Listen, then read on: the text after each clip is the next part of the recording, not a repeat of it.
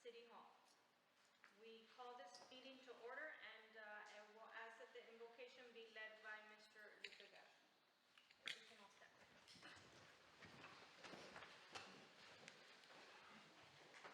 Dear Lord, we have gathered here today under your feet to pray. We want you to come and be in the midst of us. Help us know what to pray for. Let not our minds wander about things of earth as we pray. Let us focus on the spiritual gifts of heaven. Come and grant us our heart's desires today. In your name we pray. Amen. And now the Pledge of Allegiance, if you can lead us, Ms. Linda. I pledge allegiance to the flag of the United States of America and to the republic for which it stands, one nation, under God, indivisible, with liberty and justice for all.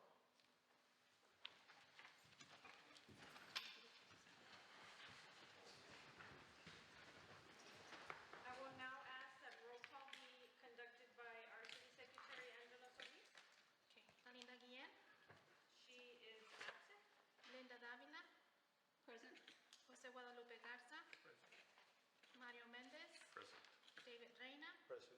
Alfredo Lopez, Fred Lopez. Present. Fred Lopez, Ediel Barrera. Present. We do have quorum. Thank you. Moving on to the next item, public forum. Do we have anyone that signed up for public forum? No one signed up for public forum. Okay, the next item is going to be election of officers. I am conducting the meeting as of now. We need to get the positions of president, vice president, treasurer, and secretary for this board. They're all new members at this point, so this is why it's important that we assign these positions so that we can move forward with the rest of the agenda. So we are going to start with the position of president. Do we have a motion, a nomination for president by the board? I nominate Dalinda Guillen as president of the Economic Development Board. I'll nominate Jose Guadalupe Garza.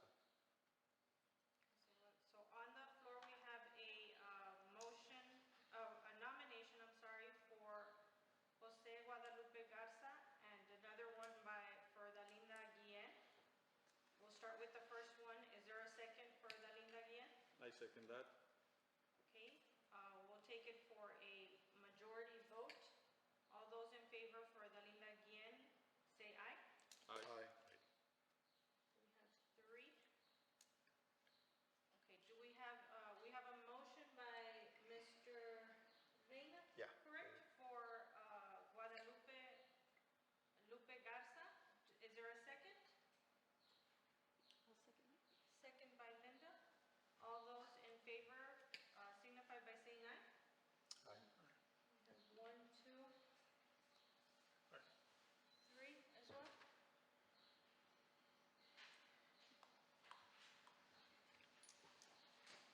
So we are tied. I'll move on to the next position. Yes. Is that okay? Yes. Okay, the next position is vice president. Is there a nomination on the floor for vice president? I nominate Linda Davila. A nomination for Linda Davila. Is there a second? I second that. Ediel Barrera, second. All those in favor signify by saying aye. Aye. Aye. Is that everyone? Okay. We have Ms. Linda Davila as our vice president.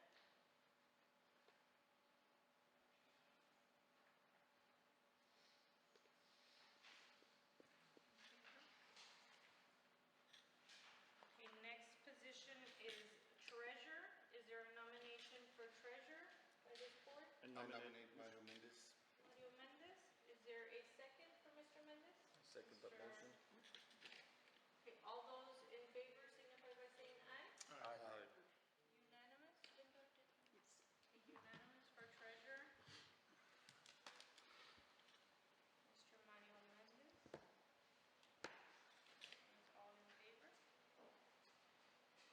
Is all in favor?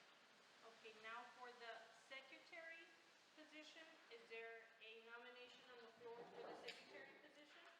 I nominate Mr. Fred Lopez. There's a nomination for Mr. Fred Lopez. Is there a second on that nomination? I'll second. Second by Mr. Mendez. All those in favor signify by saying Aye. Is that everyone? Okay, secretary goes to Mr. Fred Lopez. Favor.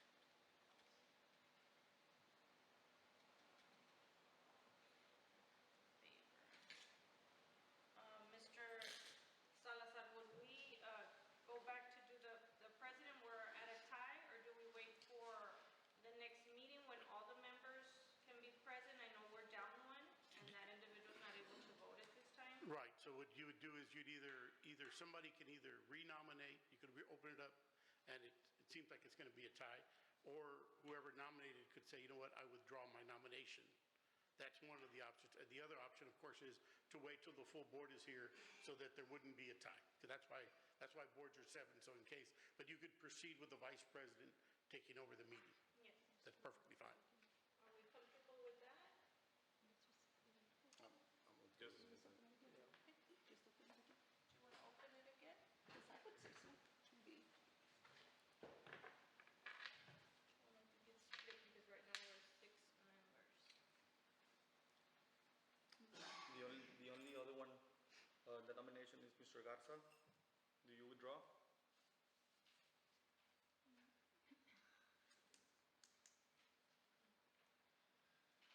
I'll withdraw, it's fine. Yes. Okay, so we move forward with Dalinda Guillen. Do we redo the motion? Yes. Who would like to motion or nominate Dalinda Guillen? It was you, Mr. Lopez? I so move that Dalinda Guillen will be the next president of the Economic Development. And second? I second that. All those in favor signify by saying aye. Aye. Aye. Unanimous? Yes. Okay, well, Mrs. Guillen is not present. I will continue and pass on the duties of this agenda over to Mrs. Davila. We stayed on item 5. The next item on the agenda is approval of minutes from the previous meeting.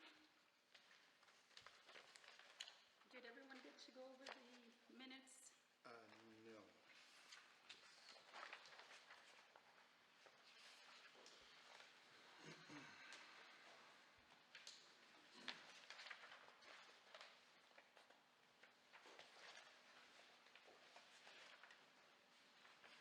And if for some reason everybody hasn't reviewed all the minutes, you can always just table it till the next meeting so everybody's had a chance. Since everybody's new today, that way everybody gets a chance to look at what happened last meeting, and you'd be able to check what happened this meeting. That's probably a better practice. That way at least you'd have an informed decision as to what, so you could pass this item and move it to the next meeting. I mean, you'd just be approving two different agenda board meetings. So that's an option that you have. So we can table this item. Till the next meeting, yes. It's not required we try to do them the following meeting so that you don't fall behind, but it's been many times where you'll have two minutes from two different meetings where you bring them up and they're approved at one time. So you would have a motion to table this item until the next meeting, and it would automatically go on the next agenda. Okay. You guys want to table? Yes. Do I have a motion to table the I make a motion previous to meeting? table this item. Do I have a second? Second. Fred. Who seconded? Fred. Okay. All in favor? Aye. Aye. The minutes are tabled. Item number 6 is the financial report. Yes, within your packet is a copy of the latest financial report. We're about 75% of our fiscal budget. I know our finance director, Mr. Leonel Cantu, is here. We have the expenditures all laid out in the report. If you have any questions, please let me know. Also within the financial report are our sales tax allocations that we have been receiving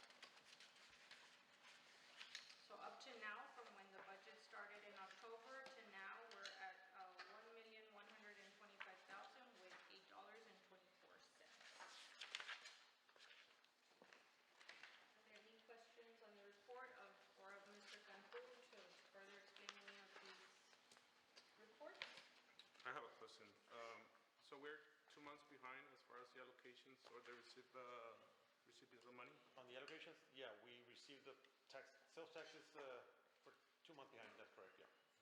So the taxes that we received in June are for taxes that every business paid in April. Okay. And based on this, we're basically on track to,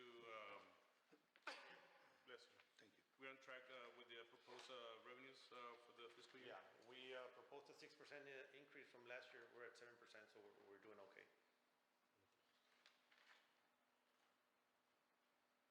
And just one question, so what's the current fund balance for EDC? As of last year, September 30th, 2023 was 1.8 million, And none of it is restricted, correct? unrestricted.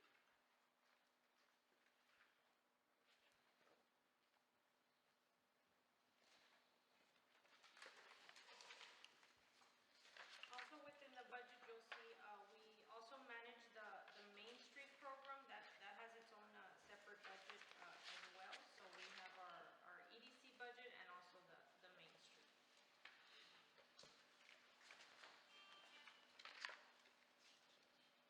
So our Main Street budget is on page 15 of 50, and the EDC budget starts on page 13 of 50.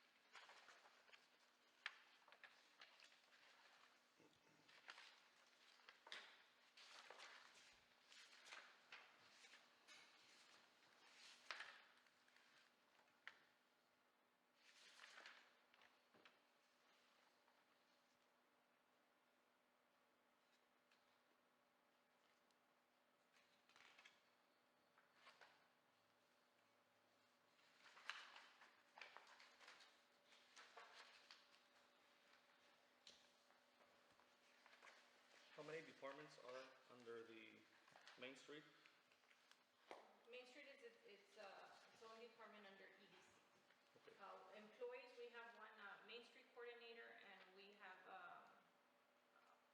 allocated on the salaries budget for Main Street, but as an office, it's myself, we have Melinda Gomez, we have our trolley driver and maintenance worker, Mr. Willie Gutierrez, we have Adriana as our secretary. That makes up the staff of the EDC and Main Street. I mentioned Melinda Gomez, right? She's right. Yes.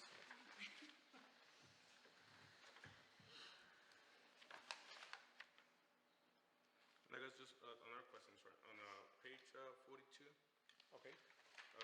I'm looking at the revenues, and I guess you have broken down in different sections. Under investment income, you have trolley and hitting a rental income. And then in the bottom, under miscellaneous, you have the same line items. Are they kept separately?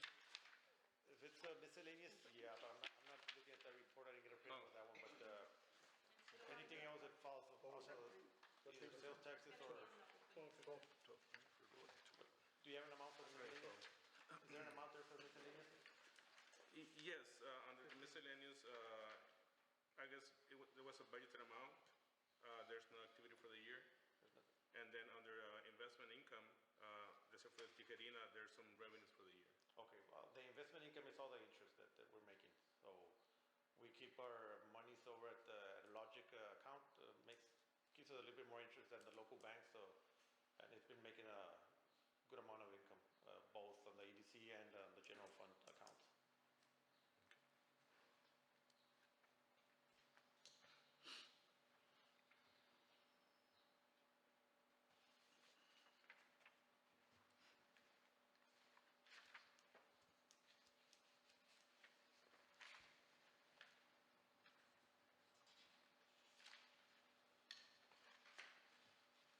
I don't know if I missed it, but what is our balance now as of today? Fund balance? The fund balance for the EDC. You had mentioned it was 1.8 It's back in 1.8 September, right? That's an audited. Right now, unaudited, I mean, it should be right around the same because the expenditures and the revenues are pretty much balanced, so we should be right around the same. Okay, what kind of budget did you all enforce on the EDC? What kind of budget do you all have to spend? On the EDCs? Yeah, for the EDC. Dalinda normally allocates everything, the whole fund balance, everything that's on the fund balance. She's already got the projects dedicated, so there's a list of projects that she dedicates to the fund balance, and she always zeroes it out every year. It doesn't happen because the projects are on standby or they don't happen throughout the year. They remain at 1.8. So far this year, we haven't taken on any projects that were, I guess, budgeted for. So if you see on page 14, it'll have there the total, the current budget of 1,064,826, and year-to-date, the actual of what has been spent, 758,227.90, which is 71% of the budget, and we're at 75%. So the remaining budget for the EDC for this current municipal budget year is 306,598. And that's on page 14. So that would be our balance right now. Yes. So we're on track with the spend, a little bit under, or slightly under. Do we have we're going back and forth, but do we have a list of items that were placed on the expenditures for that budget? Throughout the whole year, Throughout the whole year, plans, we have a work plan. a work plan? Is it on It's here? not on this packet, but I can provide that to you. Yes, Okay. we have a list of Please. projects that were voted upon this board during the budgeting process over the summer, and that's what we work off of for the year. If you can provide that for us, and like that we can review. Sure. Are there any other questions on the budget?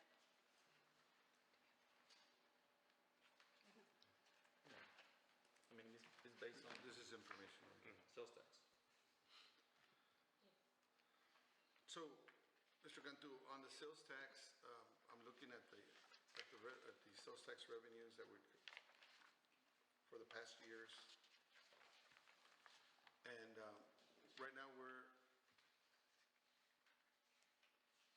every year it has been increasing except for 2021, it kind of decreased a little bit, and then 2022, 23, it increased, and now what kind of forecast do we have on sales tax revenue for the remaining of the fiscal year? I'm waiting on the August sales taxes because last year was, it was not normal. Last year, the sales tax that we received in August was the highest the city has ever received. It's not usual. Normally, the months that we have that we receive the highest sales taxes is February, which are all the expenses that happen throughout Christmas time, December. But last year in August, we had an unusually high number. I think that was for 643,000 that we received last year's August. So I'm waiting on this year's. It's hard to predict. I mean, everything seems to be pointing in the right direction. Okay. We've been seeing the 6 to 8% increase almost every year. Not sure where you were looking at the 21 that you said was lower because it hasn't been lower since. Well, what I was, it was in the beginning from October. I saw October, and then, it increased to October of 23 to 20, to this year, to this fiscal year, quite a bit. But as time goes by. But I'm sorry, you're looking at which, because there hasn't been any year that we've been lower. Every year's been higher. If you're looking at this graph here, this one shows you the sales tax up to date.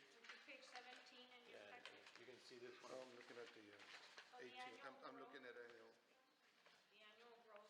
You might be looking at this one, but this one's comparing month to month. You're looking at this one. And then there's one, I don't think I provided this one, but every month this year, since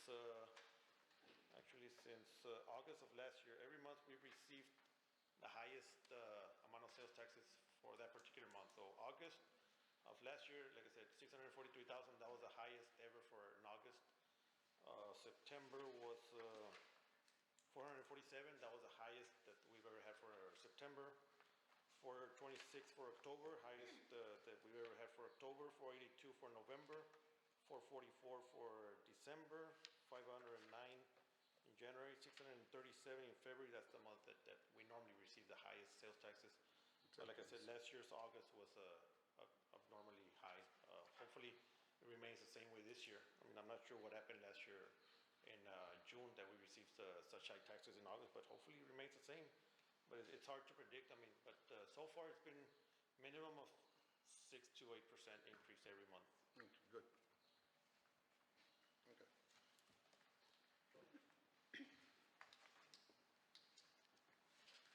Is there any more questions regarding the report? Item number 7, Executive Director's Report. Yes, also within your binder is the report for May and June. So listed there are some of the projects that we're anticipating to start very soon, one of them being the Home 2. Also at Star Plaza, we received notice that Ross would be moving into that area, and it's about close to 26,000 square feet of retail space, so that will also add to our sales tax once they open their doors. There is a plaza, the Lopez Plaza is currently in construction, also for commercial leases.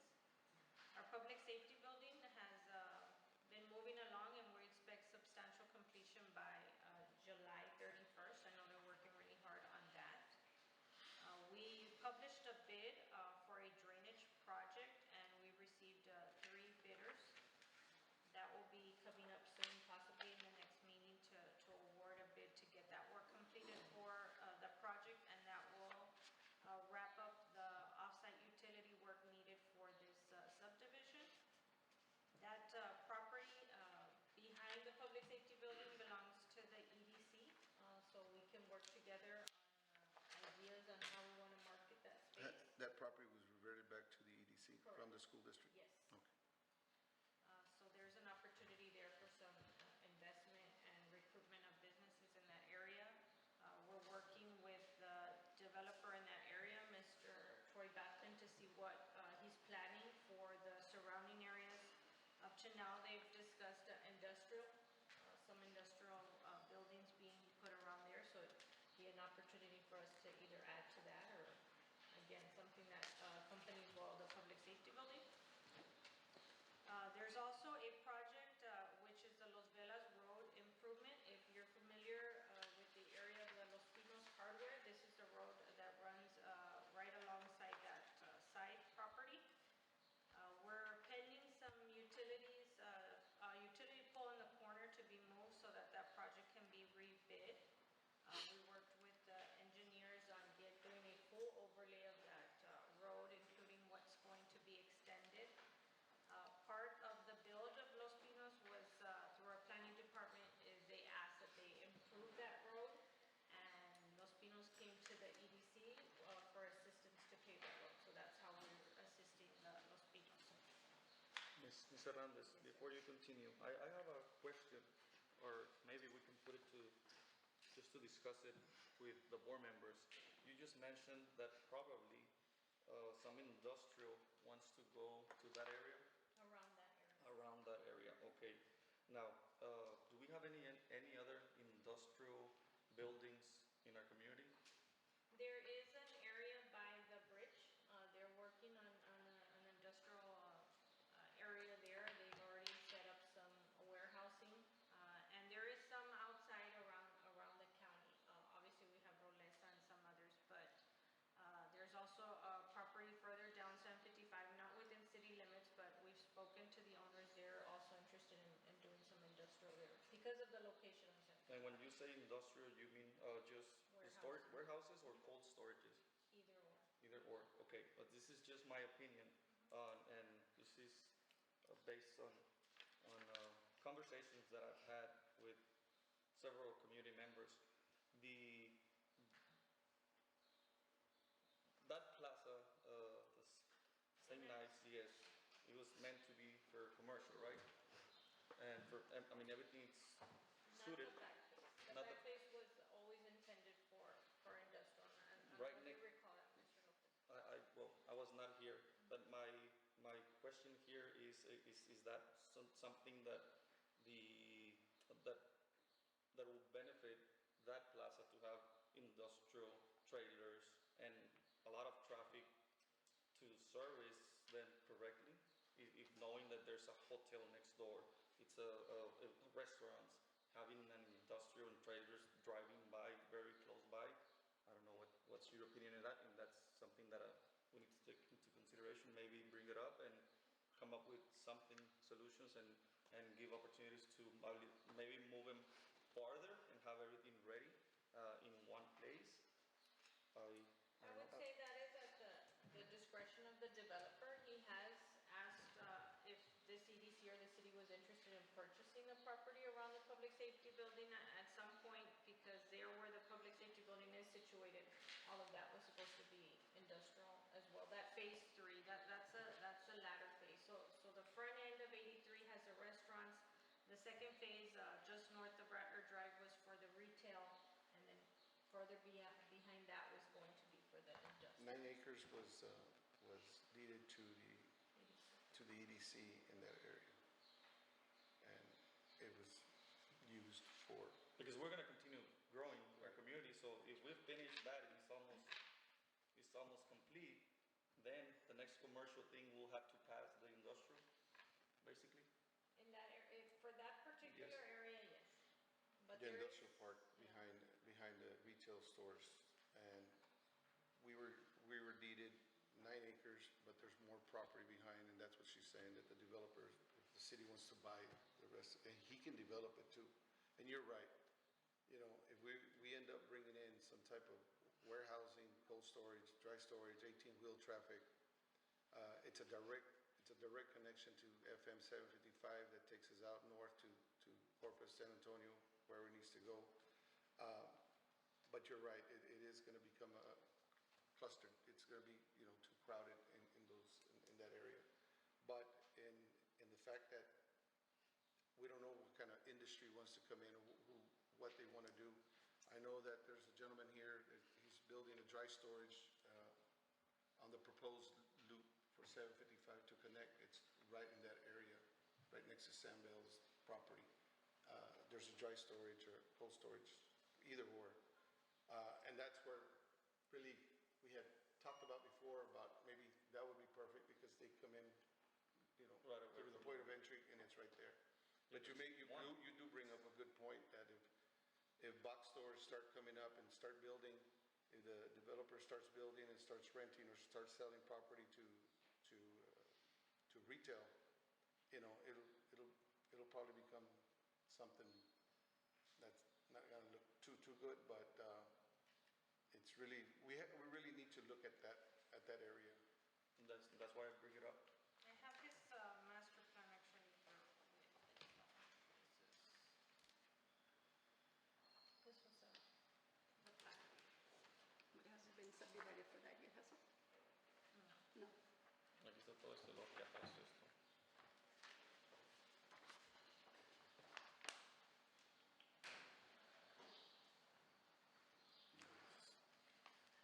This is what that. Yes. That's so weird, but this is, if we want to buy that for that, then I don't think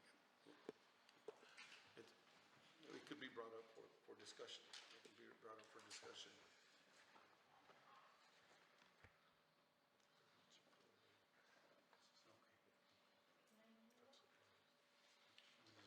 I don't know if anybody else is gonna. This area, the industrial. That's the public safety, ¿no? ¿Qué es eso?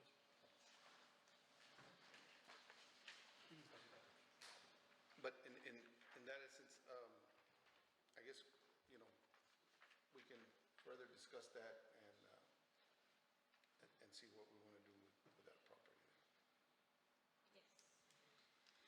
Okay, moving on with the Villanueva subdivision. This is the Medical Plaza on 3167. There's progress meetings once a month to discuss the status and the look ahead on this project. They're completing the majority of the infrastructure, everything that needs to go underground, some street paving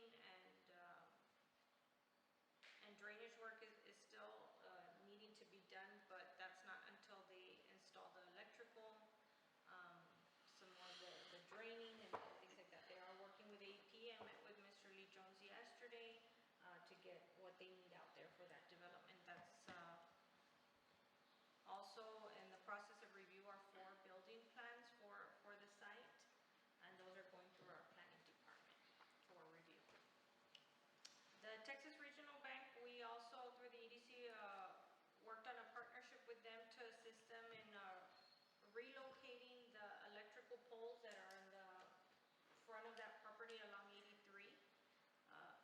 initially those were gonna go underground. Also with my conversation with Mr. Jones, he informed me that they're just going to be reverted to the back of the property. They're still pending one of the utilities to give them the go-ahead to finally drop down those poles and clean up that area. IHOP, I met with the general manager, Magali Valadez, and the regional director of operations, Isaac Garza. They're also submitted plans to our planning department, are pending a permit and some additional information that's needed from that department. But they're hoping to get all of that situated and hopefully schedule a groundbreaking within the next 30 days. I offered the CDC to assist them with that groundbreaking. I know we have a tent, we have the shovels and some other things to help them, you know, do a really nice event.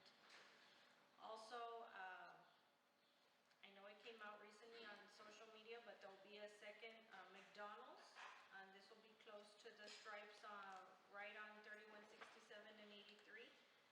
They've submitted some paperwork over to our planning department, but again, they're still pending that permit and getting their subdivision recorded, their plat recorded. Is the EDC working on with that project with the infrastructure as well? For McDonald's? No, Nothing. nothing. None. Okay. So we have situations where businesses come in and They don't need they got it, they got it taken care of, and I don't think we need a, yeah. So if they have it, we let them, you know, but if they're not fully convinced or need a little, you know, push to come into the community, that's when we kind of come in and help them see how we can assist them so that we can get them into our community, especially if it's a business that we really need. And that was the case for the medical plaza. It was something that was gonna provide good paying jobs, and it was going to improve that area and bring a lot of those specialty services to our community.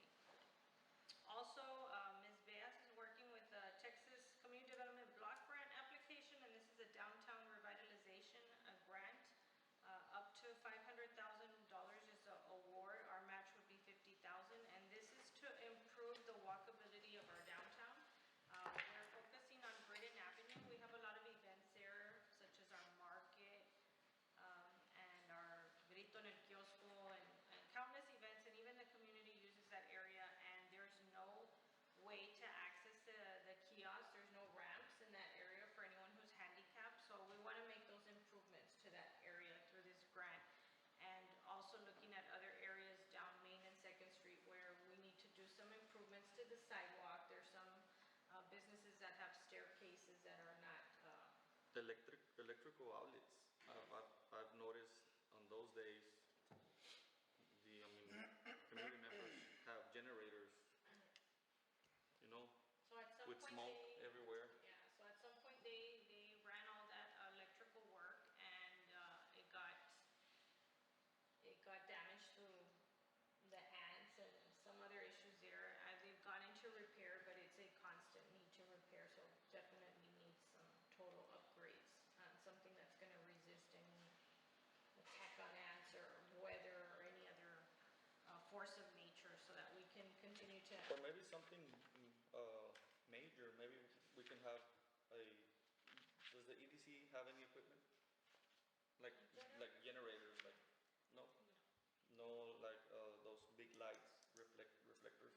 No, I assisted the fire department with a grant to put some of those light tower generators, so hopefully we can. I think we can help somehow, because market days are really nice, and it brings families together, and if we can assist them providing at least the basics, to have, I don't know if they have some water, clean water somehow, but I know the electrical outlets are not there. Maybe we can come up with something, so we can bring something like Mr. Reina said, solar, so they can connect and avoid all those smokes there. Sure, we can definitely look into that for our new budget. And I can get some prices. Or maybe another place. I don't know if, Well, we do it downtown as part of the Main Street program, so we keep the events in that area. But we had also looked at for market and a food truck park to be done at the Fort Ringgold Park. So that was part of the concept when we acquired that property. who's the owner of the fairgrounds or the big? That belongs to school district. Where they host the county fair? Yes. Yeah, that belongs to the property belongs to the school district. This, the Stark County Fair leases it for, have a lease for 100 years, or something like that, or 70 years. But they don't use it, right? Besides the county fair. Correct. So that's something maybe we can take into consideration, that it's ready, has everything that it's needed. It's has a roof, and it's a lot of parking, a lot of space, and maybe we can come up with something with an agreement with the school district. They can lease it for the months that they're not gonna use it. Maybe we can give them a, I think and that also alleviates the traffic. And I mean, having it there at Britain Avenue, it's good, but it's better somewhere else if we can make it bigger. I think on that, they have a lease in the Stark County Fair. You would have to approach the Stark County Fair Board, you know, for any, because they have control of it now because they have a lease. No, I know, but maybe we can approach them. Yeah, approach them so we can use it. Yes. So maybe they can bring, add to that market. Maybe they can have their own as well. We can do it together. The bigger, the better. Those are all options. Okay, also on Brennan Avenue, there was a demolition done a little bit before the courthouse. That is going to be rebuilt with a medical suite, and they're refurbishing some of the material. The CDC assisted them with the roll-offs for that demolition. Hill Country Drive extension, going back to what you mentioned about the trailer traffic, we don't even have trailers yet, and there's already traffic there. So we have tried to work with the developer in that area to come up with a relief route, which would be the Hill Country Drive extension, which would ultimately be this road, and it would loop around where the public safety building is at. This one, Yes. it crosses through the wings. Yeah, where the wings and the Starbucks are. That's Okay, Hill in Country between? Drive. And then they go all the way over using here. it now. Okay. But this one is gonna come from the bridge directly over here? No, the bridges, that road is over here. And That's what I'm saying. This is not to alleviate the trailer traffic. This is to alleviate the current traffic there right now. Because the 755 is here. This is the road that they're proposing to extend. Okay. and where's the exit? Where's the exit back there that you're It's over proposing? here where the public safety building is. So this would be the extension, and it loops around. And who's proposing that? We're working together with the developer so that we can apply for a grant, because we do need to relieve the traffic in that area.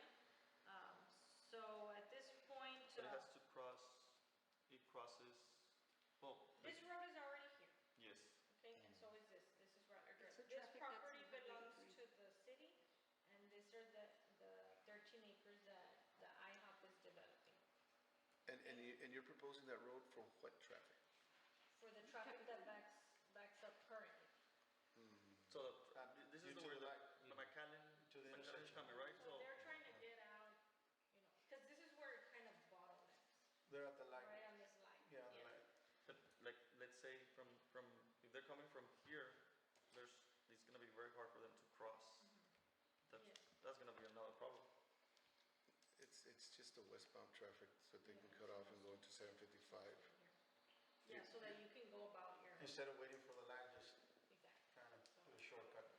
So that's also in process. So we have the developer working on the preliminary engineering costs so that we can get ready to apply for that grant.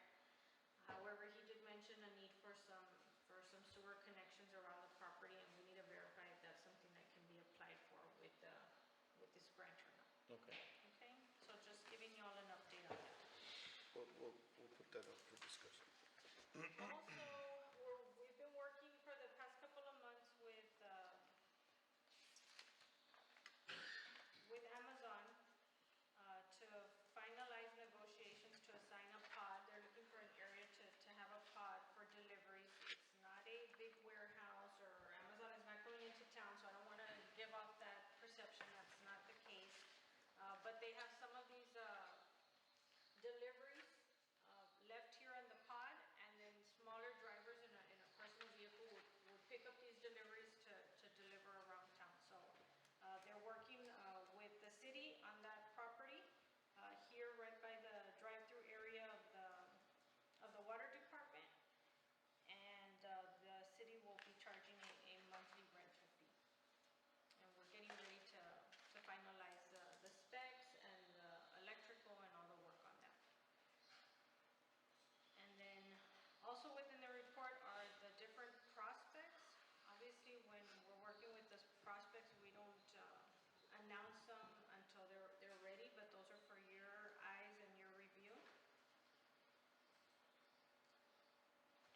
far as the meetings and events, I've categorized since the beginning of May to the time of meeting, the different meetings that I've attended and the different organizations that I've spoken to. And I would like to announce that with UTSA, I was visited by Mr. Hector Ramirez.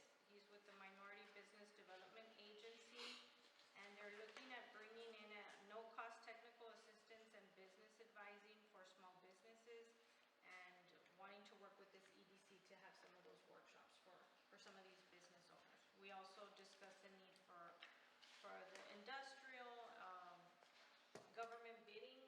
We put out a few projects for bid, and we get few bidders. So we want to teach the community how they can bid for some of our projects and teach them the process. And that way we can get more local bidders for some of our paving projects, for some of our drainage projects, and any other projects that the city goes out. Just knowing the importance of bonds and the bidding process, timelines and things like that. So looking forward to working with them. I also have with us Mr. Ruben Islas. We've been working for the past couple of months on several international projects. Mr. Islas, would you like to brief this board on some of the things we've been working on? Good afternoon, Mayor, Commissioner, Board. It's like Sarah said, on this project, we're working probably like a couple of months on this. This is a stadium for 3,000 people. This is coming from Bureau de Turismo and from the Presidente Jose Moreno. This is, like I said, is for 3,000 people, and the cost of the stadium alone is like $27 million. They invest the stadium, and the stadium bring like another hotel and another like business on the side, and then that one is like another $5 million. They can bring it over here to Rio Grande. The only thing they're looking is for like the land in Rio Grande.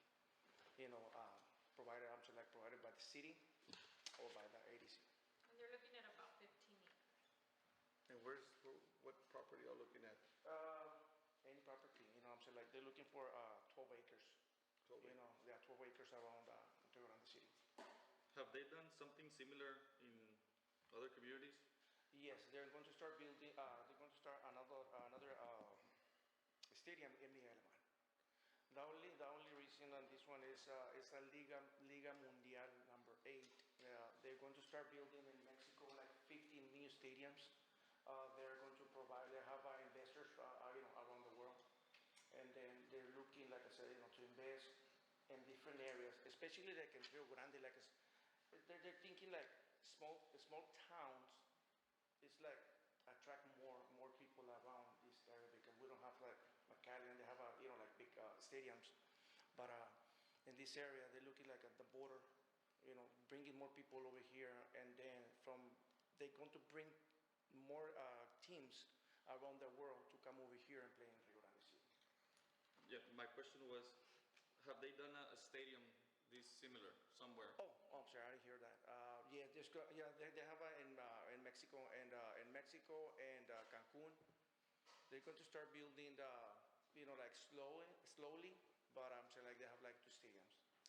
Do you know any of those stadiums names? No, I need to ask her that question. I need to have a little more information about that. Okay.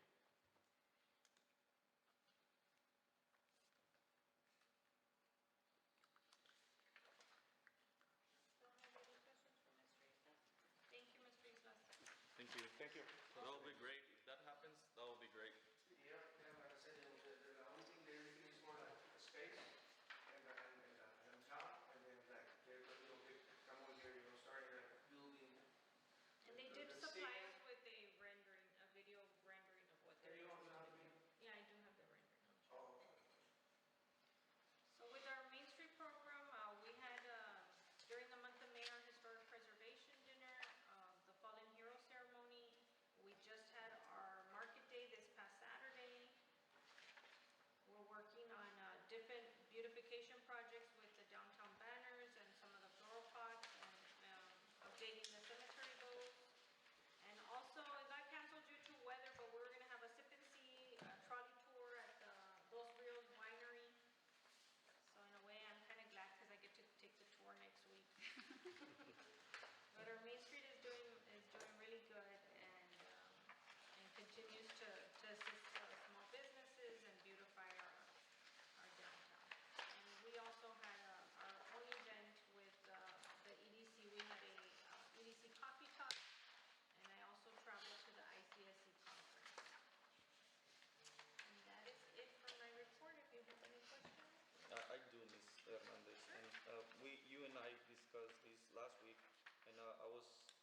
telling her that before I got into politics, honestly, I'm a businessman and I didn't know about the EDC.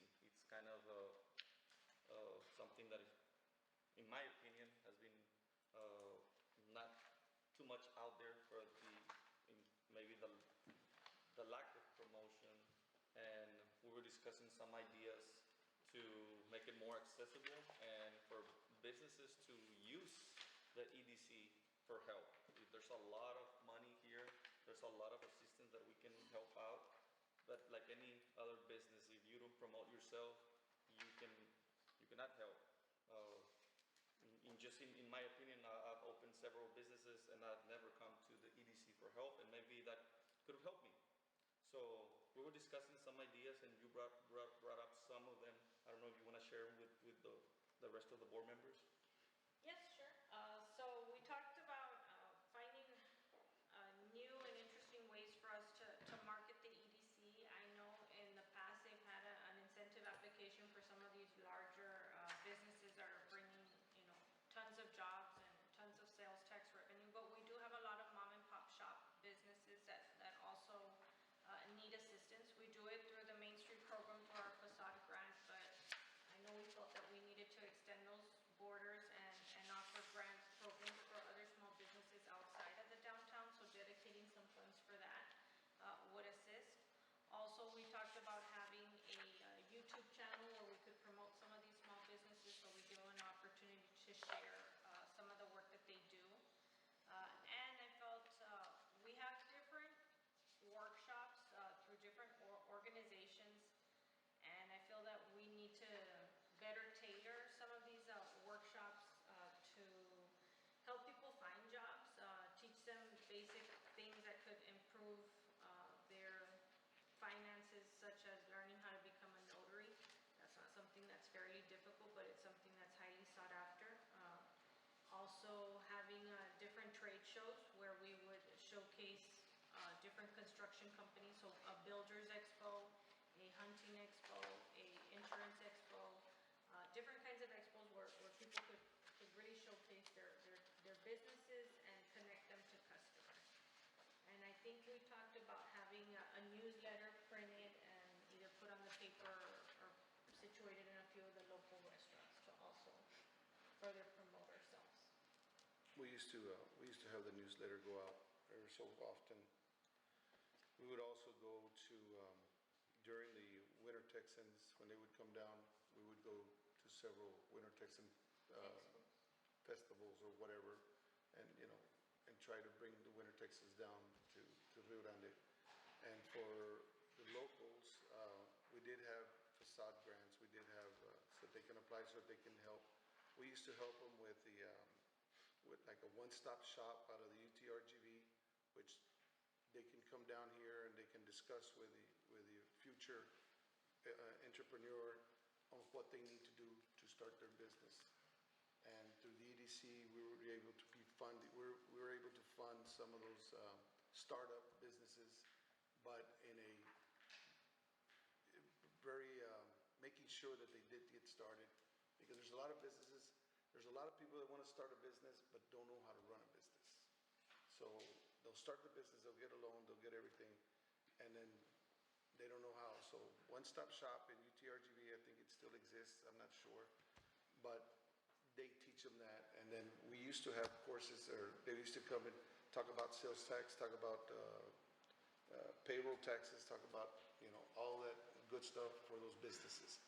And that's what the EDC is all about, try to help the new business owners to be prosperous on their business and make it grow. So, but there's a lot that the EDC can do, and there's a lot that we can promote. Excuse me, I'd like to add to that. I'd like to add to that. Just an FYI, we do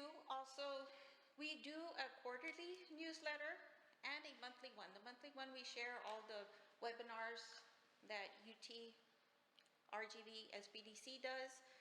They're still not up and running since COVID to do live webinars. They've only been doing them quarterly. We just had one this past May. And we do a quarterly newsletter where all the news regarding EDC or projects or events. That's included in the email newsletter. So another thing that we've also done is the trade show for the Winter Texan. We went out, I went out with Ms. Yandetti here. We went to the Winter Texan Expo. So we promoted the trolley tour there. And so there is things that we do on a constant basis to get out the word about the EDC. Our target has been outside of Rio Grande City. So now that we have new direction, we can take that and start promoting more within our community. But at the time, again, like we've been promoting outside, and that's how we've been getting a lot of these businesses that call us at the office. I fielded some calls at one point. You know, they're asking, James Avery's calling because they're interested. They never called back, but those were the types of businesses that were calling. We had IHOP for the longest time. Now they're coming in. Amazon mentioned, like that has been also. We've had people from Roma. The Roma EDC in the city of Roma have spoken very highly of the work that we've done. So I just want you all to know that you're coming into an organization that we have done a lot of the legwork, and we're ready to even go further with y'all's guidance. We appreciate that. All right, thank you. Definitely, yes, but yes, promoting, just like you mentioned, promoting is a key in my opinion, and like you said, you're ready to work even harder. That's what it's all about. Thank you. Thank you. Thank you. Do you have any other questions, comments? Well, she answered my question that they were targeting the outside and versus locally, which we want to keep the local ones open also and keep them. But I agree that, going back to what you were saying, I'm also a local business owner, and, I wasn't too aware of the EDC. Make So it I think it's accessible. something that needs to be promoted heavily locally here in town. Yes. Because there's a lot of people, a lot of new people or entrepreneurs, that want to or are enthusiastic about starting their own business, but they don't know how.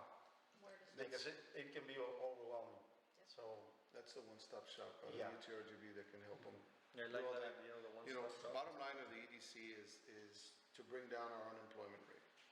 It's to create jobs and try to bring in new industry, new stores, whatever it is that's going to create full-time jobs for the people, for the local people. And if we have to help those, that's what we're here for. Through grants, through whatever it may be, that's, if we invest, not spend, but if we invest on the locals, we'll get our return through sales tax at one point or another. How are the mixers working out, Ms. Hernandez? The mixers are currently being done through the Chamber of Commerce. Okay, we don't participate on that? We assist the chamber because they don't have a full-time staff, so this EDC office funnels the phone calls. But they have their own board and they run their own programs. But we assist them with the calls and take the membership fees for them since they don't have. and they're doing a great job. I assisted one a few weeks ago, and, we were able to connect, we were able to connect with people that I didn't even know that were, they had to offer those kind of services there. So, they're doing a great job.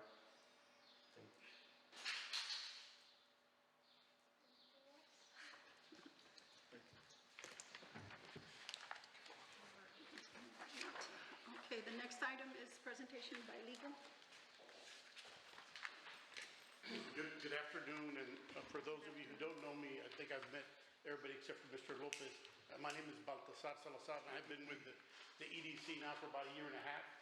For a while, the EDC was kind of in limbo, didn't really have an attorney, they were just kind of floating around.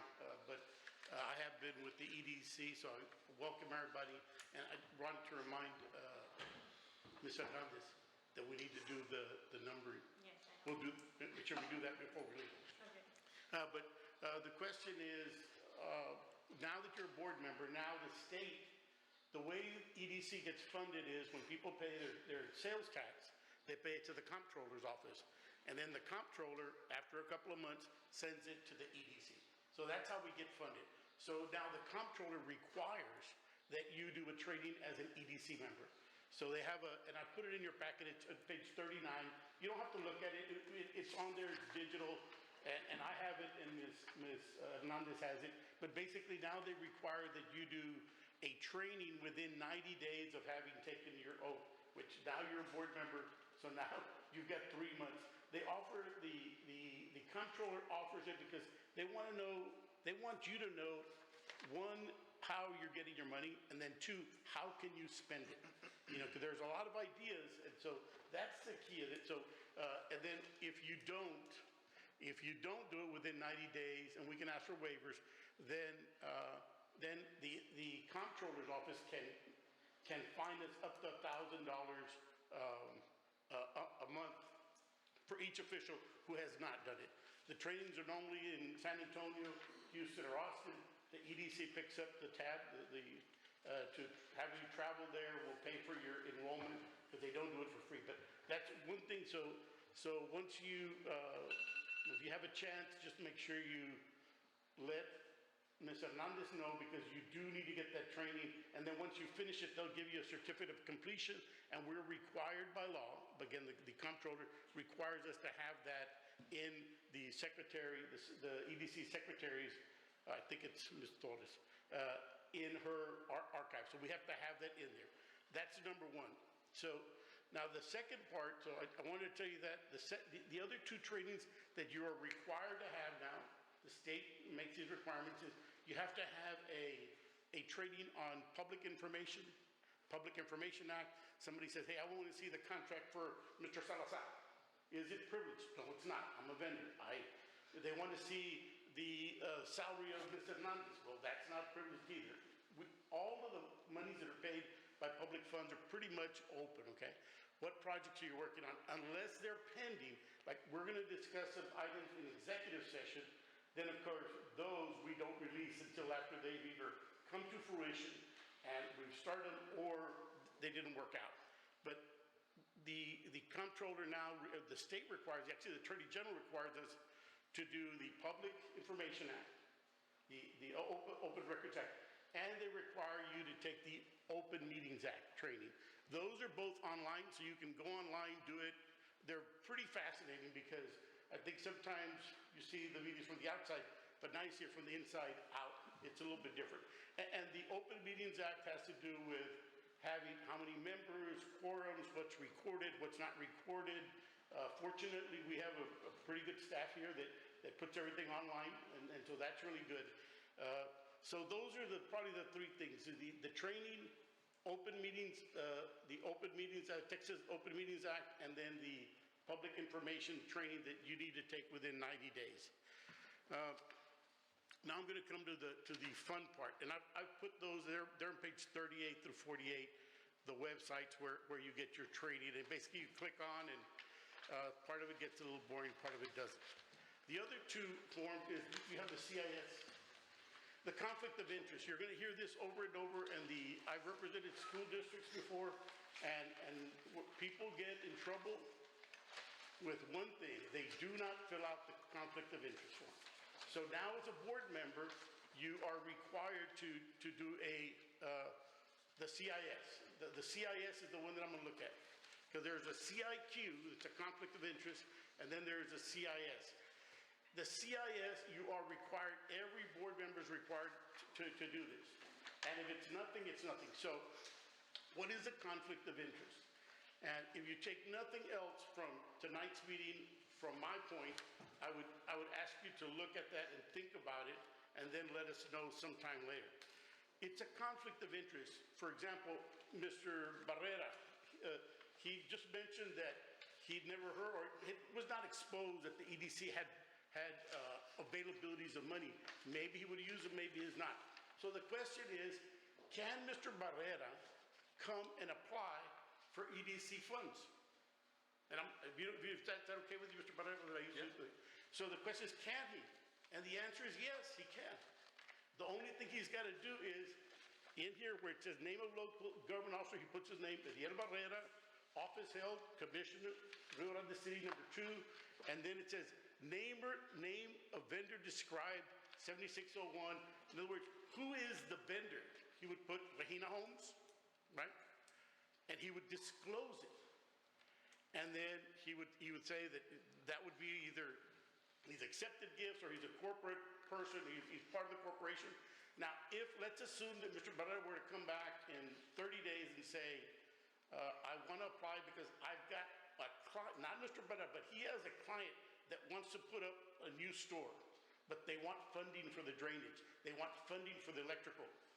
So Mr. Barrera says, hey, you can apply for the EDC. Now, clearly, it's not Mr. Barrera applying, but it's a client that has a working relationship with Mr. Barrera.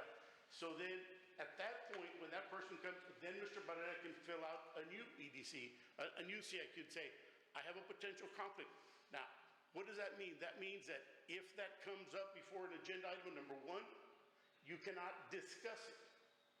So when it comes up, they say, we're going to have ABC store wants to have this before the agenda.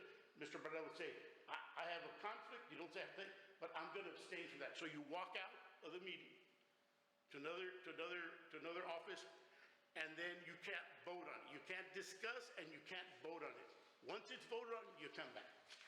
And I've actually testified in federal court because people got indicted for this.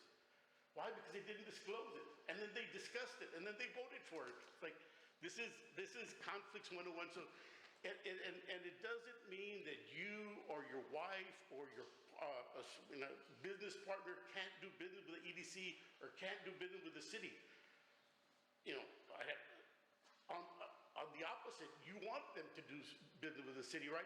You just have to disclose it, and then you have to not vote on it, not discuss it or vote it.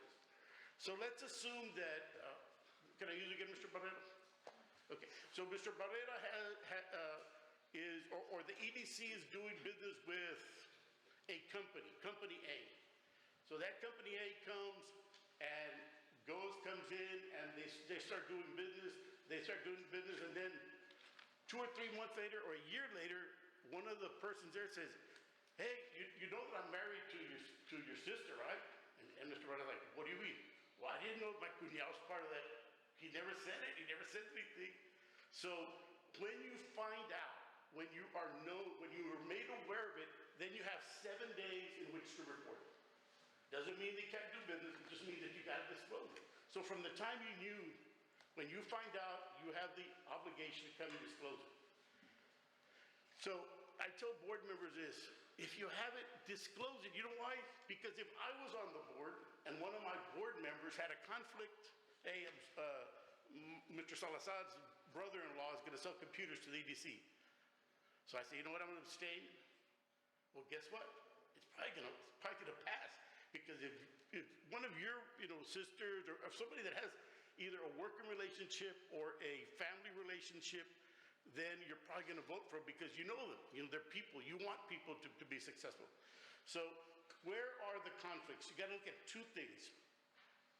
First of all, if you have real estate, if you have any type of real estate holding with the vendor, whoever that company is, I'll say, if you know that if it's real estate, it's over $2,500 in value, which everything is in real estate, then you have to disclose it. Doesn't mean you can't do business with it. Again, you just don't vote on it, you don't discuss it.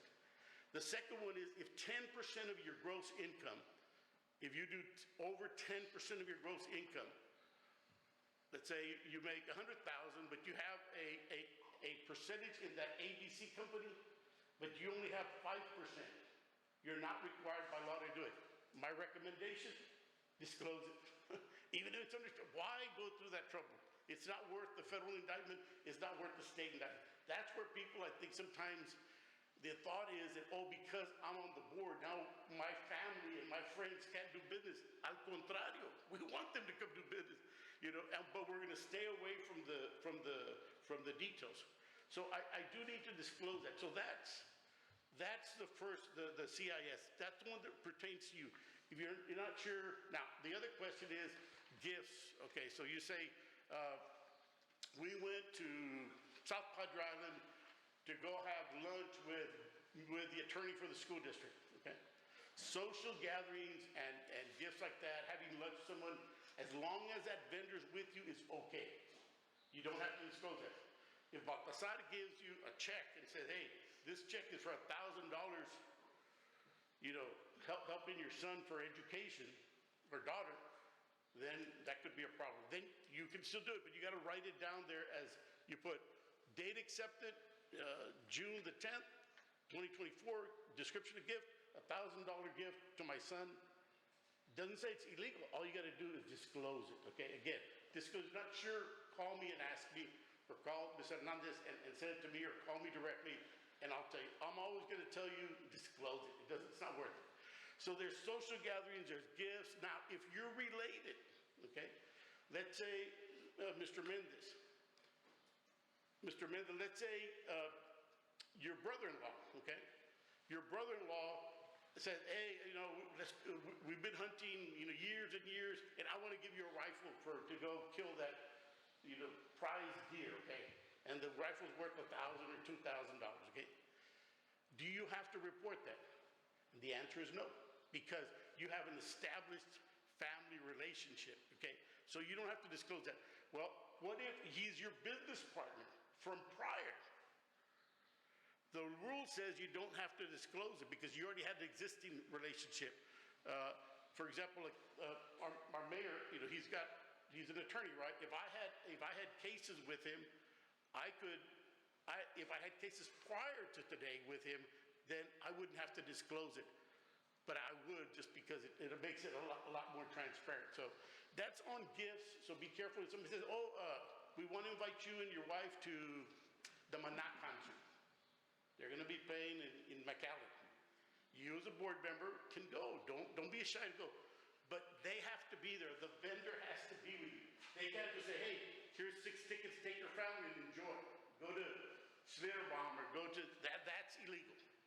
Anytime a vendor invites you, the vendor must be there with you. That's the first, so kind of to get you situated as to what you can and can't do. Now, I'm gonna change, there's 2 forms. There's a CIQ, the next one's the CIQ. The CIQ is for the vendor. If the vendor does not disclose that he or she has a working relationship, then the vendor can get into criminal trouble. So that's what I'm talking about. You know, my job is to try to keep everybody safe, you know, to make sure you don't make the mistakes that I've already seen other board members make.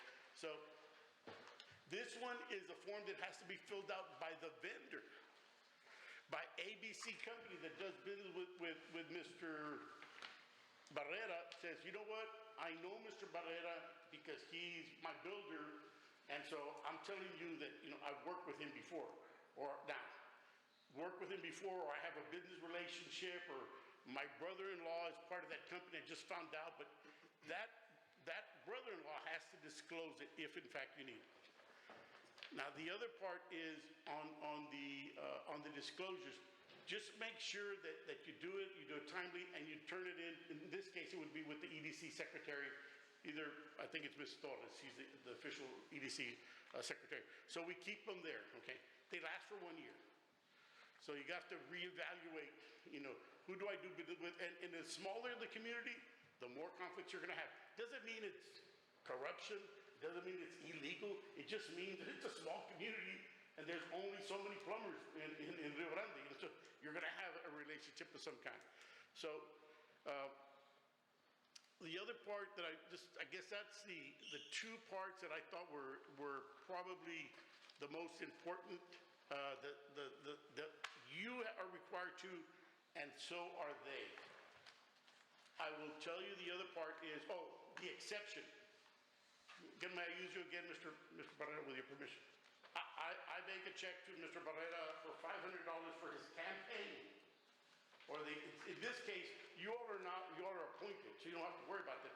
But let's say you decide to run, Mr. Mendez, for a position with the county, let's say. Then if I were to write you a check for $500, that is not a conflict. So political contributions are exempt. So just so you know that. So That's very important because sometimes people put a list of their contributions. No, that's a separate form. That's a separate form that you've got to do with the body that you're with. The last thing I'll tell you, number one is disclose it, and then the last thing I will tell you is do not accept cash. You know, if they say, you know, we want to help you with a donation to the Boy Scouts or the Cub Scouts or your daughter's soccer team or whatever, make me a check. Because again, the government doesn't look kindly on that, and people in the community say, he's got a checking account, why didn't he write it? And I've been through probably 100 federal trials, and every time that the word cash is mentioned, they get a conviction. And again, I'm not saying that applies here. I'm just trying to give you the red flags. Stay away from it, stay away from tickets unless they're gonna go. And you know, things happen and you say, and you can always say, no, I don't want to go, or my wife's sick or something, or my husband doesn't want to go, or he hates that band, whatever. But be upfront with that. If you're not sure, make sure to call Ms. Hernandez or myself, and I will clarify that for you. So those are I guess my words of wisdom after practicing 30 years, where I've seen red flags that come out to people. So do you have any questions on any of those trainings or any of those conflicts? You said, which ones are the online trainings? The online trainings are the Open Meetings Act and the...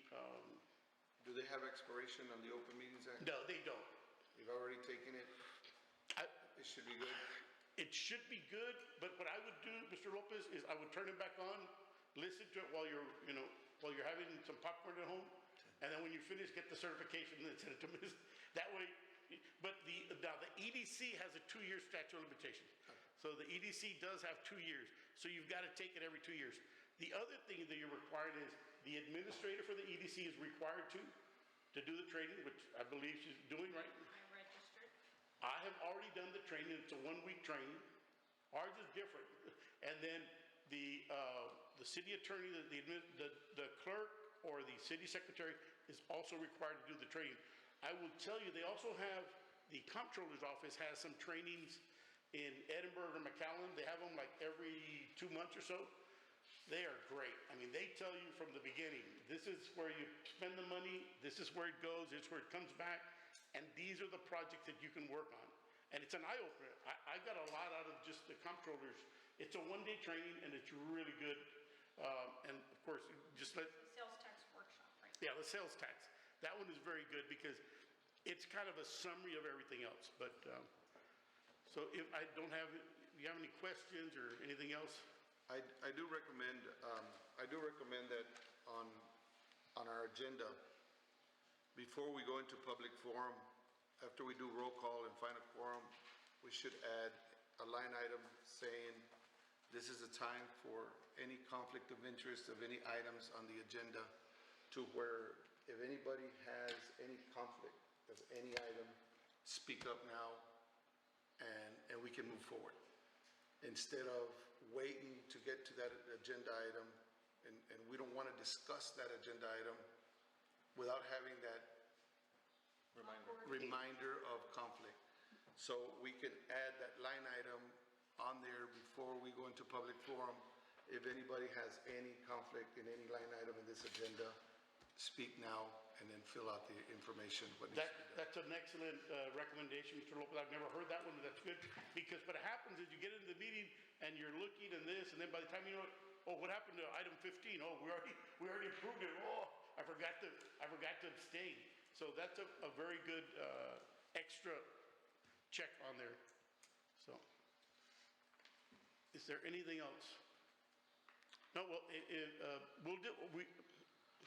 we'll discuss other conflicts of interest in executive session that have to do with other items.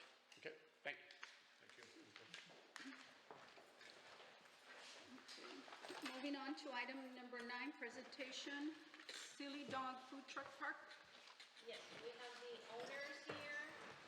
Hello. Mr. Herbie, and Oh, awesome, perfect. I was stressing how I was going to show that up there.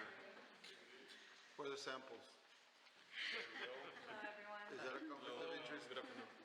Hello. First and foremost, congratulations on everybody for new positions, appointed positions, promotions. Congratulations. Your Islas, congratulations. Proud Julio actually recommended us with the EDC back in 2019. Yeah. And we're starting off with Silly Dog's chicken fried steak joint. It was back then. Now we have it turned it into a park, which is Silly Dog Food Trailer Park. And real quick, my name's Herbie Lopez. I am a former health and safety advisor, supervisor, and I was also doing health and safety management. And these ideas are what I got from working out of state, out of town.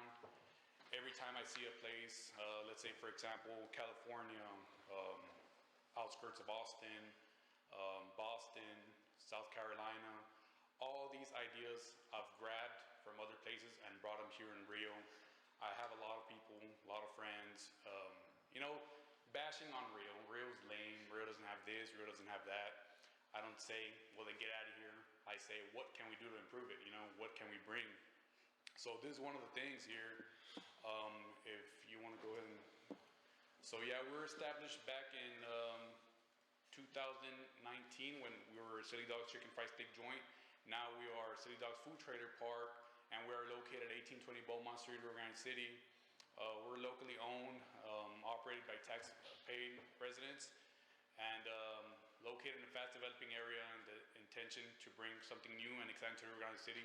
As you guys are mentioning that, there's going to be a McDonald's, and I've heard rumors. I don't know if I heard it correctly about an IHOP potentially in that area. So it's growing pretty fast, and every single one of our guests, customers that come by, they always thank us for saving them gas time of going from that part of town all the way to this area, which is Walmart, which have all the big restaurant chains. And we're trying to bring a little bit of everything from each individual trailer. So for example, we have Tacos Alex. They are very popular in Roma, so I give thanks to them that they came by. They were our first truck that set up, other than the trucks that we already have set up, that we have for rent. They brought their own truck and rented the lot and are providing their services. So they're very famous for their tacos, their piratitas. They have the bomba, which is one of their specialties that they sell. And a lot of people in Rio, like the same way, they save a lot of time from going from Rio all the way to Roma to get their orders. We have Dragon Express. They had their truck parked for months, and I always imagined their truck at our food trailer park, and from consistency and I won't say bothering them, but encouraging them to open up, because they really do have a $1 million recipe with their food. I don't know if any of y'all have tried it, but I highly recommend them. They have the best orange chicken and teriyaki, and they're pretty much a hit as well. Yardbird Wings, another person from Roma, or another business from Roma, very well known. They are bestsellers in wings, but what is making a huge buzz is their chicken sandwich, which is known to be, I call it the best in the world. I recommend you guys try it. I will not, let you all down. I recommend you all try it. And they've also brought their fan base, from, I'm not very sure, correct me if I'm wrong, but Alvarez Road, from that area this way, we've brought their clientele from Alvarez Road this way instead of going to Roma. So I appreciate that. A lot of people are getting hyped up about it because we have a social media sensation, which is South Texas Eats and Treats. He shows them a lot of love, and in regards to everybody, he shows everybody a lot of love. But a lot of people come into town to try that, which is either from Peñitas, which we do have another food trailer park, not we, but the community. Peñitas, from Zapata to some people come from Roma just to hang out, but that's one of our goals, for people to come and dine in with us, bring us the money here, keep the money here in Rio, rather than to go out in McAllen or eat out anywhere else. We're just trying to keep the money here. Ice Bears is something we're promoting for, I want to say like 2 months. People would be asking for raspas and snacks in that area, and it's a perfect combination because it's something that's missing in our park.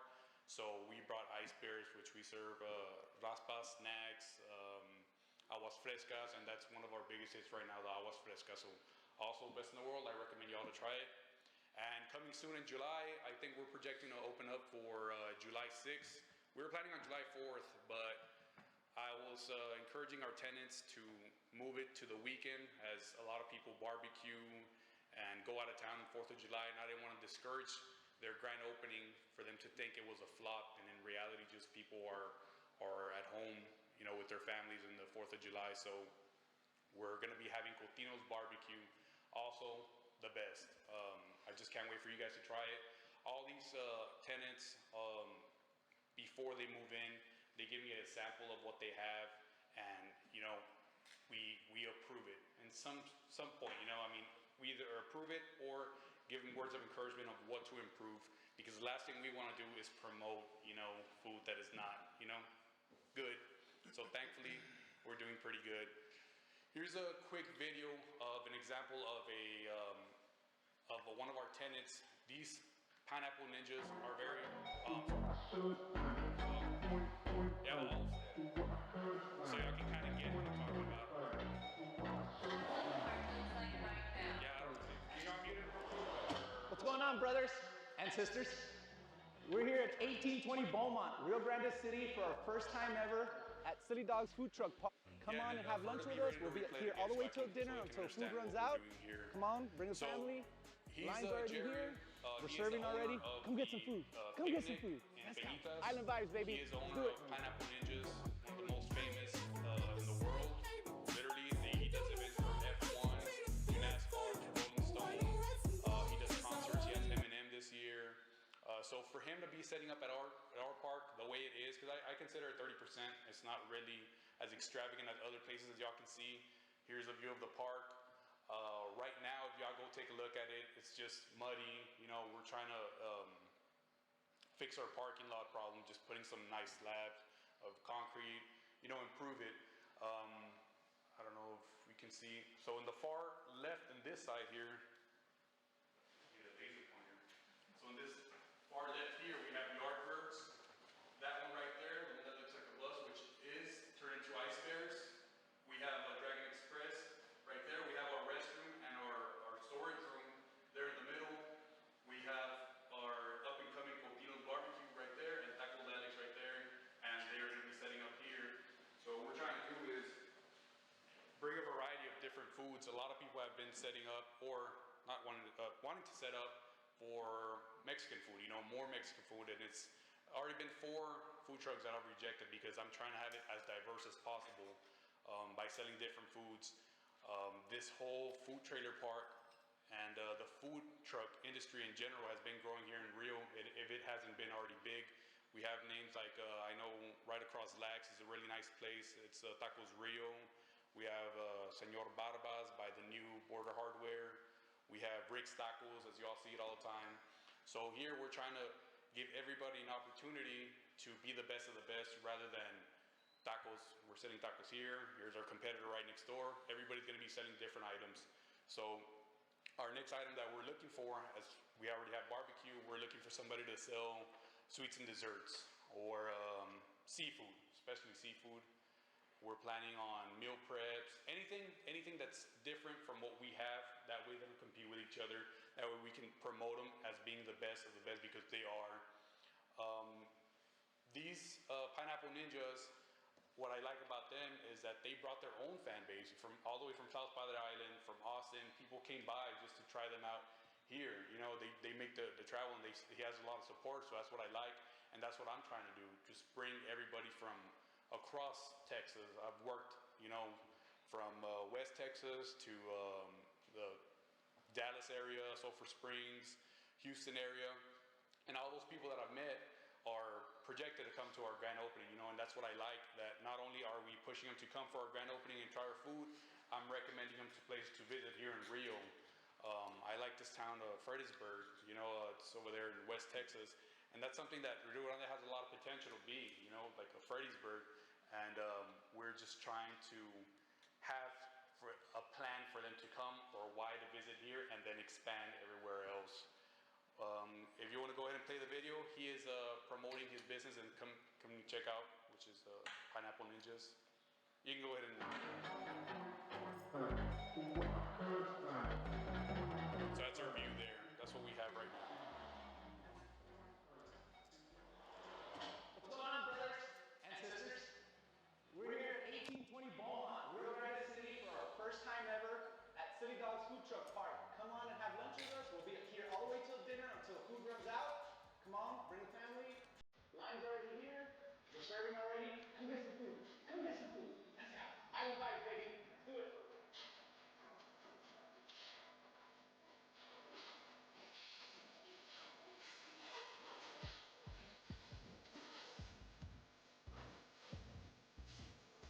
we promote up and coming, either, that's a pop-up right there. We promote them as much as we can, that way, like I say, don't fail. Our mission is for example, I rent myself, I have a photography studio, and where I rent, it's either, I'm just gonna be very clear and transparent. Either you pay or, get out, next tenant, right? Like, it's just business. Here, our plan is for them to stay, like promote them as much as we can for them to succeed. And the only way we can do that is if they put their effort as well. So there's no way they can fail here. And back to this, we do these pop-ups, we're gonna keep doing them, and potentially them to start their own food truck or location spot here in Rio Grande. You get me? Not only necessarily here in our park, but just anywhere else in Rio Grande. So that's what we're trying to bring, just some more attention to our city. And as y'all can see there as well, in the previous video, we had tents, as we also promote, and that's just credit to you guys. I got that idea of the marketplace, so the way you guys do it. We invite vendors to come in and display their items, and it has to be non-food related, obviously, so it doesn't interfere with the food that we already sell there, because how are we gonna be, promoting for people to come and sell food and for free, actually, and then our tenants are paying monthly rent, so it wouldn't be fair. So we do it in a way that everybody wins. The publicity's there, they get to promote their stuff, everybody wins. This is 3 months before, so as you can see, Dragon Express is there in the corner where Yardbirds is at now, and this is just Tacos Alex. If you want to go ahead and play this video. See, I believe this was day 1, so they were already setting up to have success. This was just day 1, and in this following video is what our goals are. This video was made, animation was sent to creators in the following video. It was sent to creators to show somewhat of an example of what we want for the park. So we'll play it in slide 6. Here's an example of animated video of what our vision is at Silly Dogs Food Trailer Park. That's a huge lot though, I didn't think it. That's how I imagined it.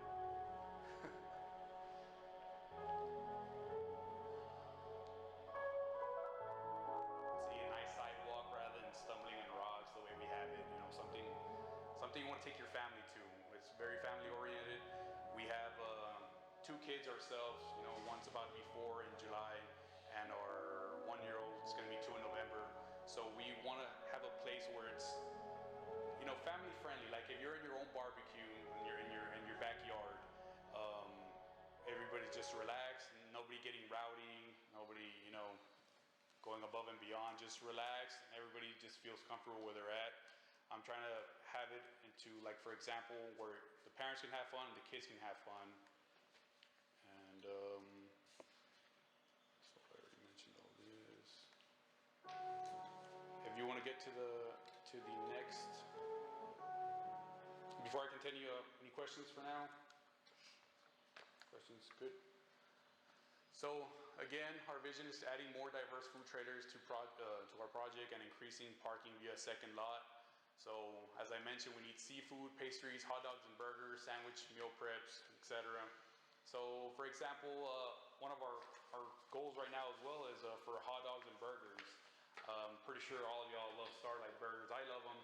I'm going to give them a quick shout out. Starlight Burgers, they have a food truck in Peñitas just parked there, and one of the reasons it's there is because what I was told, they couldn't find employees. I think it'd be perfect if Starlight Burgers would have set up at our location, have a second location, because every time I go, the drive-thru is full. I just go somewhere else. So it'd be awesome. Somebody Starlight Burgers. If you guys know anybody or the owner, get them in contact with me. If not, we're going to be moving forward to getting somebody to sell hot dogs and burgers, because it's something we need. We plan on hosting fun family activities to get outdoors and encourage less screen time for children, utilizing outdoor games, tetherball. We want to have like mini golf, cornhole tables, Jenga, and racquetball, Connect Four, just like any other place that y'all have seen. So everybody's just entertained rather than, the face on the screen. I don't know why I'm skipping. Mr. Lopez. Yes, sir. That lot that you're in right now, it's a heck of an idea. Congratulations on that. Thank you so much. The lot that you're in there, and you wanna bring in other things for family.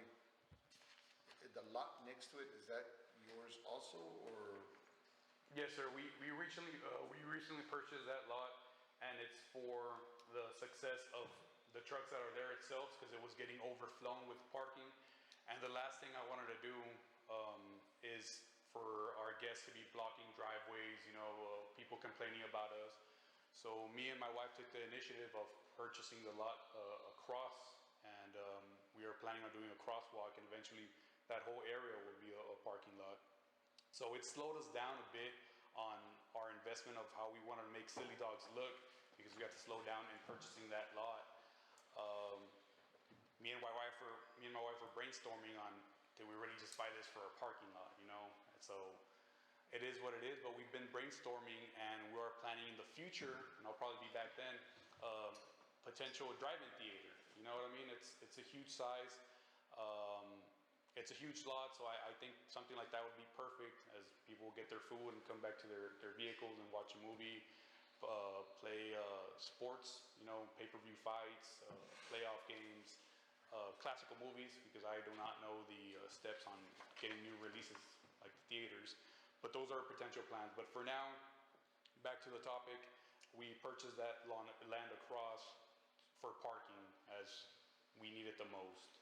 But all of our entertainment, everything there, we plan on having it in our park, and eventually just, parking all across and no parking other than to-go deliveries, orders in our current lot. Here's my wife. She's a huge part of my success. I'll let her talk, because if not, I'm going to take over this whole thing, and she's a huge part of our success, so I'll let her go ahead and take over for a bit. Thank you. Just to introduce myself, I never got the opportunity. Congratulations to everyone that's here today. Got a promotion. My name is Isenia Osuna. I've been working with Mr. Milan for some time now, with Julio, who was our initial engineer that started up on the project. And when we first started back in 2020, we didn't think that we were going to, convert it into a food trader park. But like my husband said, as time went on, we started seeing the opportunity, and we said, hey, we want to be potentially the first food trader park in Rio Grande. That's why we're here today, right? We've been working very slow, not as fast as we wanted to. It's been 4 years since we, or more, 5 years since we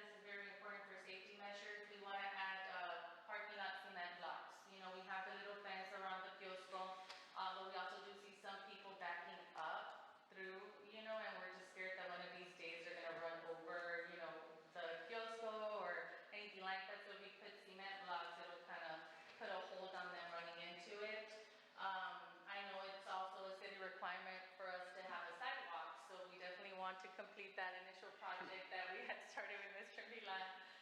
Of course, funds has been a major issue for us, but we want to complete the sidewalk for people that are walking, because we get a lot of people from the neighborhood walking over to our park. You know, we want to provide them access to have a little sidewalk and continue that requirement.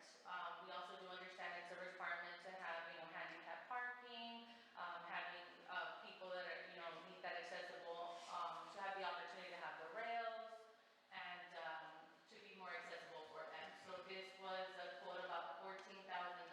We want to add more cement, like you saw in the video, for people to walk comfortably. Right now it has caliche, so, you know, kind of like a slipping hazardous. If you walk through it, we're really not too sure, but we're trying not to mud up too much.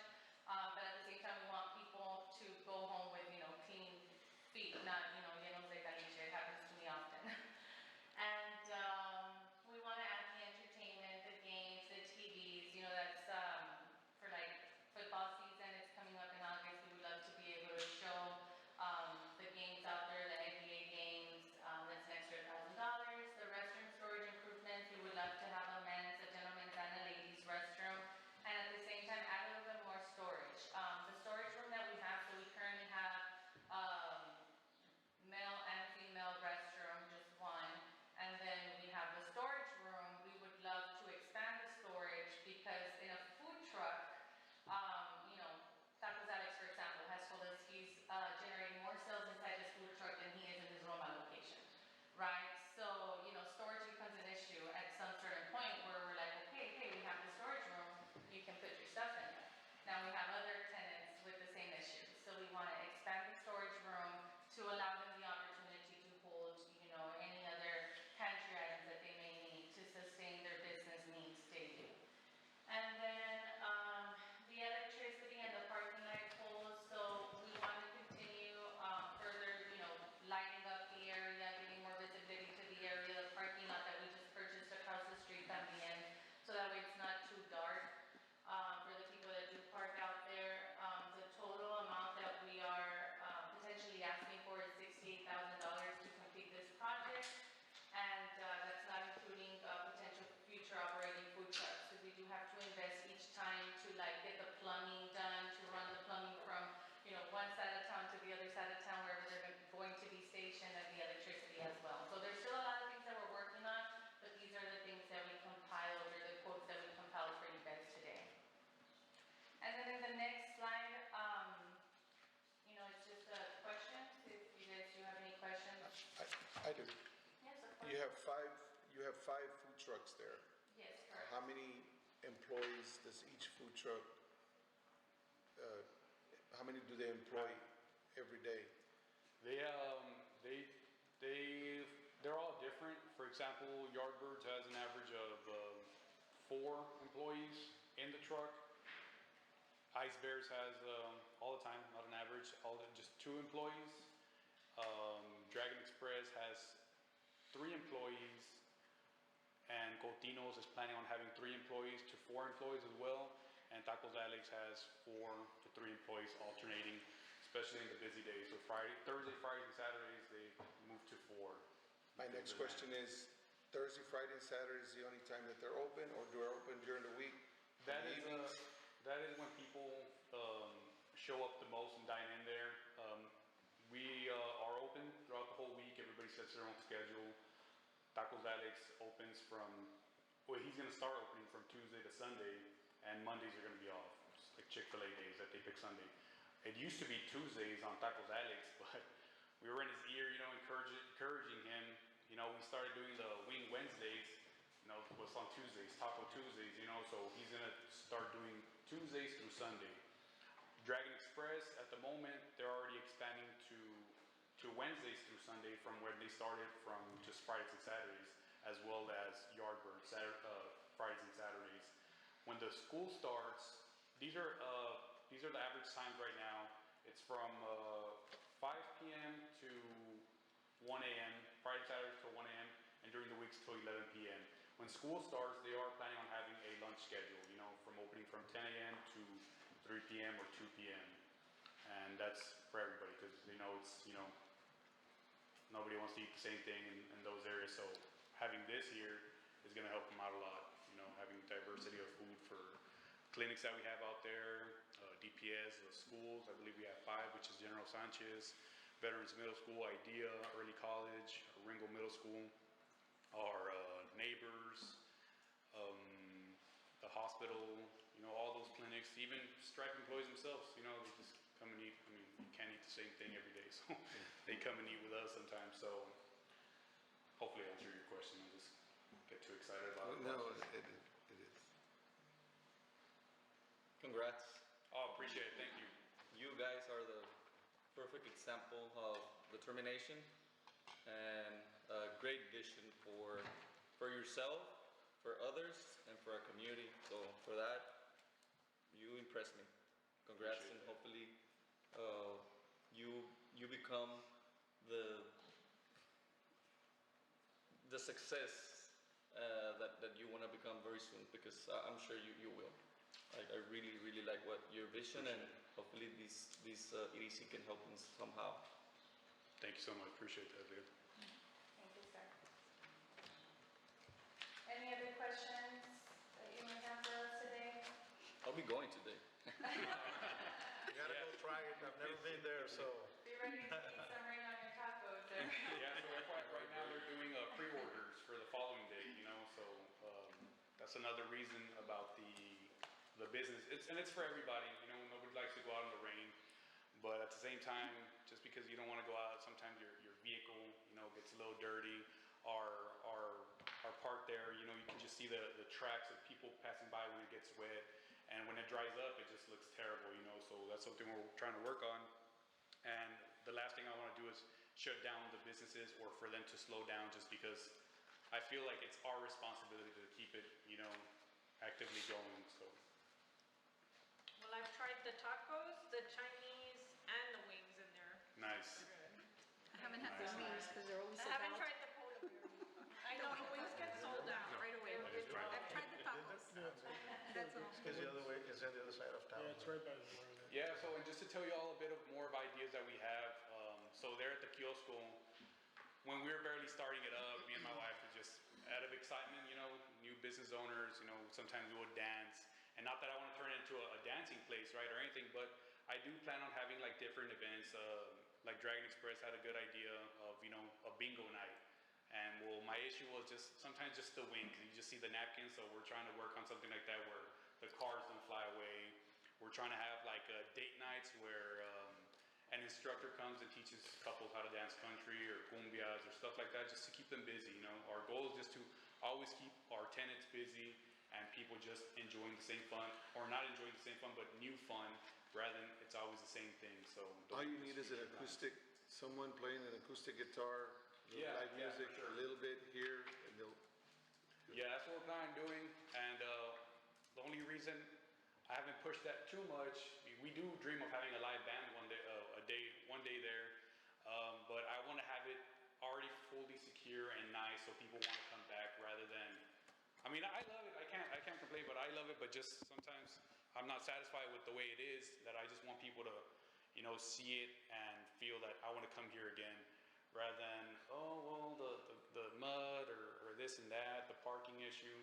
And another thing is, our neighbors are very supportive. Haven't had any issues with the neighbors, and I'm trying to keep it that way. So for events like that, the last thing I want is neighbors complaining about noise or stuff like that. So.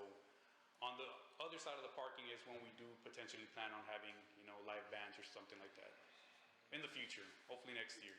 But at the moment, we're just trying to, step by step. As they say, we're not trying to be successful quick, we're trying to be successful for sure. So that's our goal right now. Slow and steady wins the race. Oh yeah, for sure. Well, thank you for your time today. We appreciate it. Thank you all so much. Good luck to you guys, and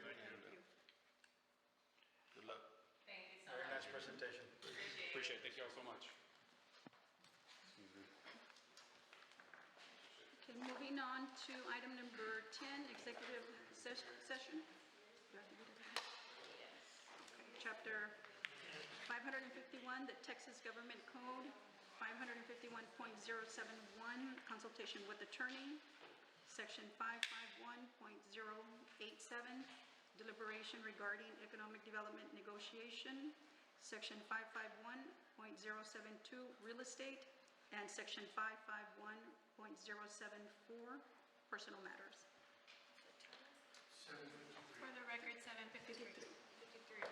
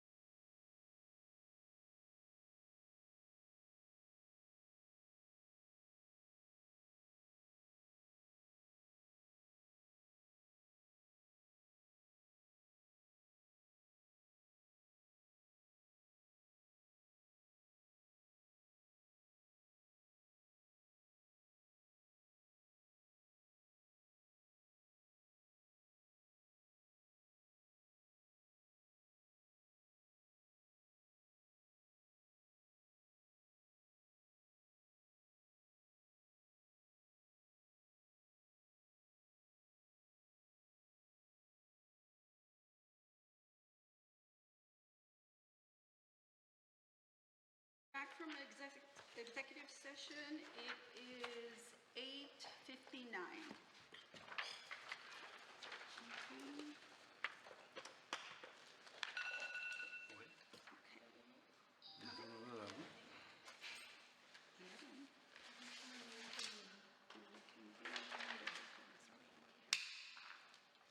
Okay. 11A, discussion and possible action regarding economic development negotiations related to Prospect 2024-2 under Chapter 380 of the Texas Local Government Code.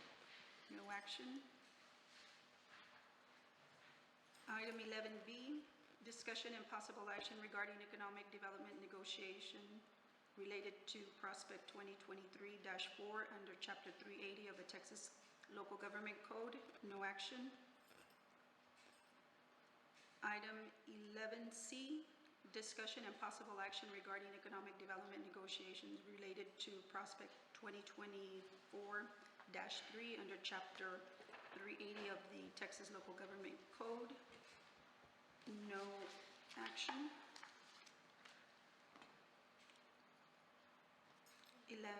Item 11D, discussion and possible action regarding legal matters. No action. Item 11E, discussion and possible action regarding personnel matter for the removal and/or appointment of legal counsel. Do we have a motion? I so move. As per discussed in the executive session. I second that. Okay, I have a motion from Mr. Fred. Fred. And a second by Mr. Councilman Barrera. Yes, ma'am. All in favor? Aye. Aye. Aye. Motion carries. We're approved.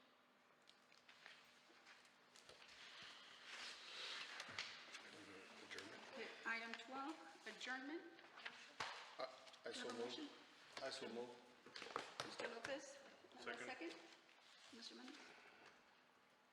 All in favor? Aye. Okay. Adjourned at 9:02. This is a welcome.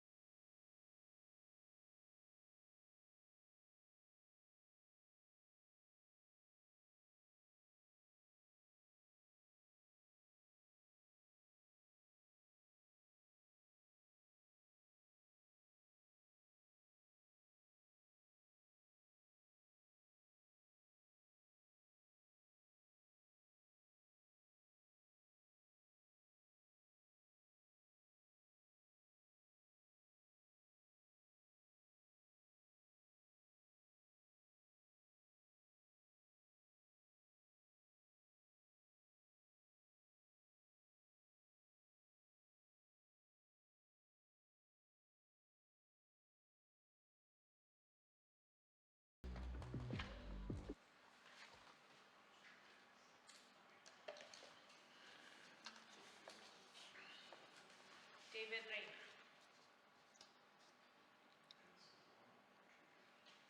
One-year term will be